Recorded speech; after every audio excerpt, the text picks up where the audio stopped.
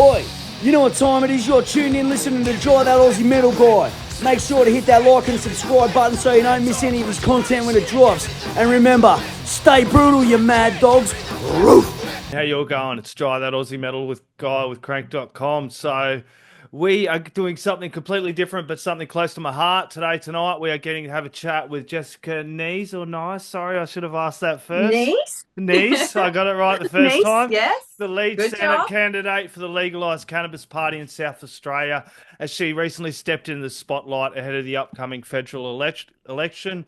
Jessica represents a growing movement calling for reform in Australia's cannabis law, not only fighting against the stigma, but advocating not just for legalisation, but for a new regulated industry that promises economic, medicinal, and social benefits. Jessica, thank you so very much for joining me to talk about all of this and the upcoming election. No worries. Thanks for having me, Joe. It's great to be here. A very, very busy time, but let's start with the first off. What inspired you to run as a Senate candidate with the Legalise Cannabis Party, and what drew you personally to this cause?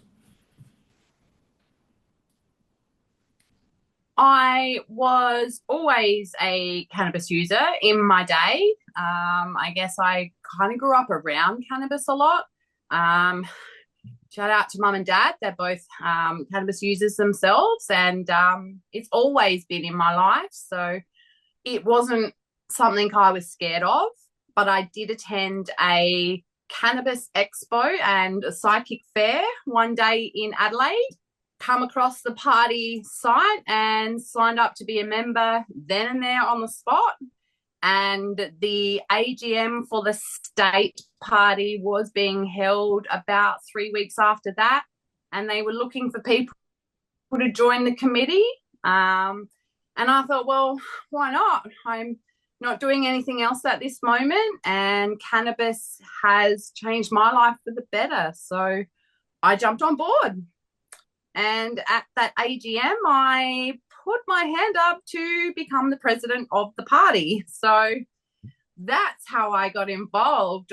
I jumped headfirst in and started the movement here in SA and got the party registered for the last state election just in time. Yeah, what's it like though, being battling against some of the stigma with cannabis use? Because myself, I've used it a lot of my life as well, but it's also been core for me because I've also battled PTSD. I had a lot of childhood trauma, and for me, it was something I leaned on a lot more because the medications they were giving me were making me numb. All the antidepressants they were feeding me, Yeah. and they weren't helping with the root cause of it. So in the end, I ended up giving that all away and self-medicating with marijuana. And instead of leaning on alcohol, Yeah. even at that point, it was something that I used to kind of help me through that time. So as a teenager growing up, I would have been classed as one of those stoner teenagers. And I wasn't until I was in my late 20s that I moved to Adelaide and actually got a job in a office environment where I considered myself to be unable to do my job as a stoner. So I stopped smoking weed. And when I stopped smoking cannabis for the first time, I actually discovered that I had a lot of body pain, widespread pain. I was all tired and fatigued. And it was after years and years of doctors and appointments that I was diagnosed with a chronic pain condition called fibromyalgia. And after being diagnosed with that, I stayed on the corporate medical path that we were on at my job, which did not have cannabis in its program. And eventually I was medically terminated from that employment.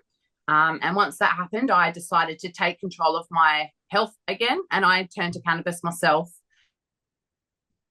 And years later, of course, come across the party. So I definitely feel your pain there, Jai, and understand how those opioids and antidepressants can turn you into a zombie as such. You know, I think I spent 3 years on my couch just doing nothing.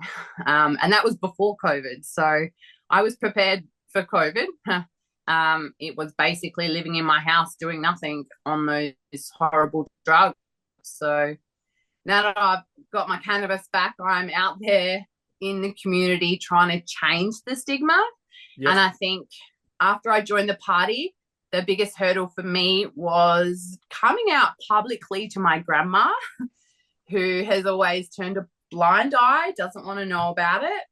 And right now she herself is going through some health issues and is actually now thinking that cannabis might help her. So it's a long process to change someone's mind when they don't understand what cannabis can do for them personally. The stigma is changing because up to 50% of Aussies now support the growing of cannabis at home. And you look at the going out now, I'm in the metal community, but going out, more and more people are making the choice to avoid alcohol, because alcohol, in 2023, I think it's like hospitalizations were like 80,000 plus. Preliminary estimates indicate over nearly 1.7 thousand alcohol-induced deaths in 2023. Compare that to cannabis with 0. And then we start getting into tobacco. That's the leading cause of preventable deaths in 0. Australia. Yeah. Exactly. The workplace burden for alcohol is $4 billion, 3.6 billion due just to people being too hungover to come into work. And the cannabis use, I never missed a That's crazy day of work. So can you break down the core platform of the Legalise Cannabis and kind of what are the top priorities if elected to the Senate would you kind of go for? Yeah, so we're definitely looking to allow a homegrown plant for all, with amnesty for patients to self-supply it until the current laws actually change. Yep. We want to make it legal for people to possess up to 50 grams on themselves at any time and be able to share that with other people. We also want to open up the hemp industry, which is a whole nother side of cannabis altogether. And that can create economic growth, jobs, a cleaner environment, can help with our carbon emissions. So along with ending the driving laws that discriminate cannabis users on our roads, as well as in the workplace. So we also want to get rid of any historical records of criminal records for personal use of cannabis in Australia. Yeah, those driving laws are absolutely crazy on medical use. I've used it my entire life and I was going through chemo, and it needs to kind of come up with more of an impairment and not a presence of it, because I was like mid chemo, just going to have a hot bath at my sister's. They pulled me up and said, no, you're on it. And I'm like, no, I had some oil the night before and it come back that I was okay to drive. But at that time, they made me feel like I was some sort of criminal. I had a port in my arm, and you know what I mean? So things need to change. And I was purely using that because I wasn't using so much endone or oxycodone or tramadol or all the stronger painkillers. I found relying on the medically prescribed cannabis, which was medically prescribed for me, a lot better. So there are often misconceptions about that in terms of health and that. How do you guys propose regulating that a little bit more so it is a bit more affordable, because it is quite pricey at the moment?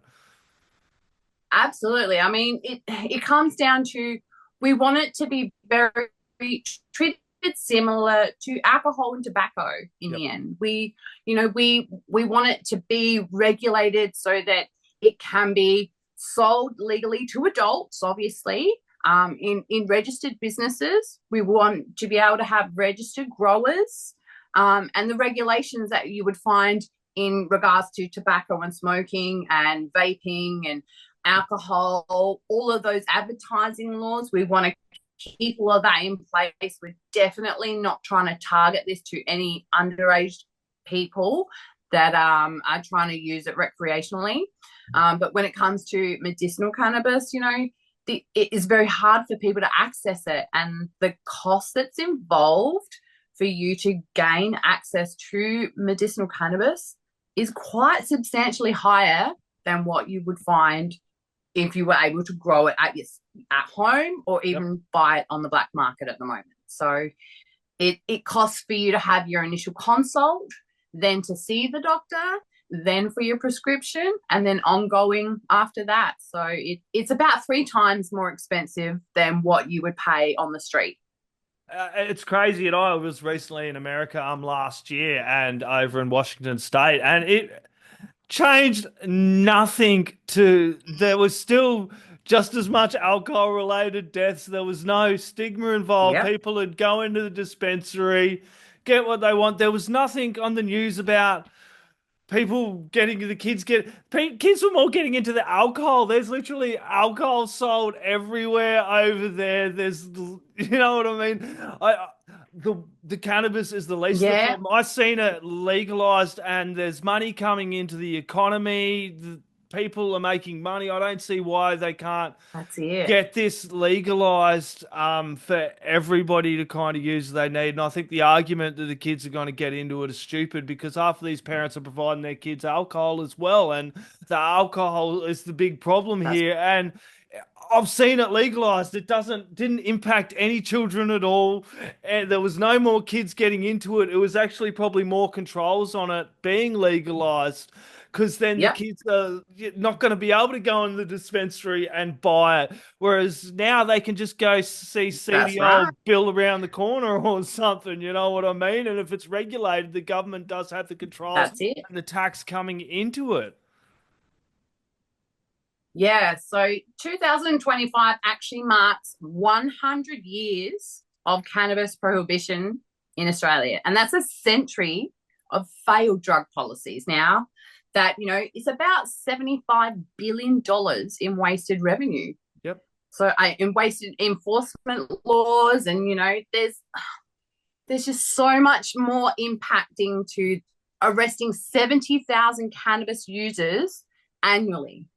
Exactly. We Just still see having it in thousands their of system, not being impaired. We do. We still see thousands of people criminalised, as touched on the next bit, for cannabis use every year. How would legalisation shift the landscape of the criminal justice, particularly for Oh, the young absolutely. and the marginalised Australians? Because we see that the higher Yes, incarceration of Indigenous populations and that for silly stuff like we do. this. Absolutely. So they're more likely to get charged with possession, go into the system, and then reoffend for another type of offence. So we're seeing it over and over and over, especially in regional communities, because there's not much else going on in those communities. So the police do have to obviously enforce laws that are in place, even the ones that are outdated and unjust like this, which is affecting those sort of communities, those youth. Once they get into that system, it is really hard for them to get out. And when it starts with just a small cannabis possession charge and it ends up that they're in jail for a lot harder crimes years to come, we could stop that right now and also open up such a big industry that could also help these young people get involved in the employment industry in that area. So, there's a bright side to everything, and there is a dark side to everything. And unfortunately, the dark side is still hanging around on this plant. So we definitely want to bring it out of the light and definitely help everyone that has been discriminated by this law for over 100 years now. Yeah, exactly what we were touching on about the Cannabis Party's stance on expunging past cannabis-related convictions as well. Is there a plan to kind of address this kind of historical injustices, and how, kind of what we'd just be looking at? Yeah, absolutely. We just want to make sure that anyone that's ever been charged with any type of criminal record for personal use of cannabis. Yep. Of course, we're not talking commercial. That's a whole different kettle of fish. To me, that's a different story. But if you're going to get in trouble for making an adult choice for something that you do in your own personal time that doesn't affect anyone else, for what you're choosing to do, then why should you become a criminal and be convicted of that? So, and then obviously have it hanging around and impacting your life down the track in regards to employment, even housing, things like that. It can come up on those sort of checks that they do. So, it impacts people in more ways than it's ever actually impacted anyone else for the person committing that crime. Exactly. I can't say it's caused any problems for me. It's more the alcohol that I've always come back to. It's been a problem with me, and seeing other people how it's impacted them. Many argue that cannabis could become a new major industry for Australia, and I've seen what it can do overseas just from an outsider looking in. Kind of, what would your party kind of provide kind of small businesses, farmers, and kind of people with that kind of to, get this going? That's a little bit further down the track in our plan. Obviously, that's the end game, is to have it legalized recreationally to the point that it becomes very similar to America and Canada, and you can walk down to a dispensary and try the new flavor of the day, and in any way, shape, or form that you would like to try it without a script, and legally bought over the counter. The tax revenue that would come from that, obviously, there's like $250 billion in tax revenue waiting for the government to take, which we don't understand why they're saying no to this. It's very strange, because it's just such a big industry that can be created in not just Australian states, but also in the rural areas. Like, our farmers could be farming this. Our climate is perfect for it. So the end game is to have it completely recreationalized for adult use. So down the track, who knows? Maybe we'll get there one day, but starting low with the homegrown is our first priority. Just making sure that every Australian can do it for themselves in their own home. Yeah, and we did, I think, have over 500,000 votes in the last election for you guys, and hoping for a hell of a lot more in this one. May 3rd is the election. Jessica, do you have any last words, shout outs, anything that you would like to close on? Oh, look, when it comes to this, Legalise Cannabis Party does advocate for not just cannabis across Australia, but civil liberties and compassion, anti-discrimination, privacy, human rights, personal freedoms, and tolerance all around. So when you do head to the polls to vote in this election, look for the leaf on the ballot, and please help us make history. That's right. Jessica, thank you so much for sharing your insights and shedding light on the broader vision of the Legalise Cannabis Party. As the conversation around cannabis legalisation continues to evolve, it is voices like yours that help shift the dialogue from stigma to sensible reform, one rooted in health, justice, and economic opportunity. We all do appreciate your time and look forward to seeing how your campaign resonates with voters across the South Australia and beyond. And best of luck in the upcoming election. Thank you so very much. Cheers, Jai. Thank you. Thanks so much for joining us for another edition of the Bloody Legends with Jai, that Aussie metal guy, and Jim Taylor. Brought to you by crank.com. Make sure you're a bloody legend and hit that like and subscribe.